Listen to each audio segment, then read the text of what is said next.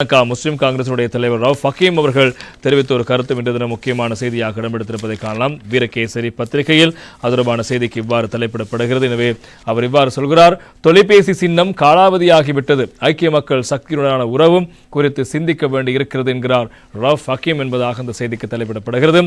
தொலைபேசி சின்னம் காலாவதியாகிவிட்டது, உள்ளூராட்சி தேர்தலில் அதனை ஆதரிக்கப் போவதில்லை என்று ஸ்ரீலங்கா முஸ்லிம் காங்கிரசின் தலைவரும் பாராளுமன்ற உறுப்பினருமான ரவுஃப் ஹக்கீம் தெரிவித்திருக்கிறார். அம்பாறை மாவட்டத்தில் நடைபெற்ற உள்ளூராட்சி தேர்தல் பிரசார கூட்டத்தில் அவர் ஆதரவாளர்கள் மத்தியில் உரையாற்றும் போதே இந்த விடயங்களை தெரிவித்திருக்கின்றார். தொலைபேசி சின்னம் காலாவதியாகிவிட்டது, அதற்காக நாங்கள் வாக்குகளை கோர மாட்டோம். ஐக்கிய மக்கள் சக்தியுடன் உறவு குறித்து மிக ஆழமாக சிந்திக்க வேண்டி இருக்கிறது. இரு கட்சிகளுக்கும் இடையிலான எதிர்கால ஒத்துழைப்பு குறித்து தீவிரமான பரிசீலனை அவசியமாகும். இம்முறை உள்ளூராட்சி தேர்தலில் நாம் தனித்தனியாக போட்டியிடுகின்றோம். கண்டியில் கூட நாங்கள் 11 சபைகளில் தனியாக போட்டியிடுகின்றோம். முஸ்லிம் காங்கிரஸ் உறுப்பினர்கள் சிலர் மாத்திரமே 3 இடங்களில் தொலைபேசி சின்னத்தில் போட்டியிடுகிறார்கள்.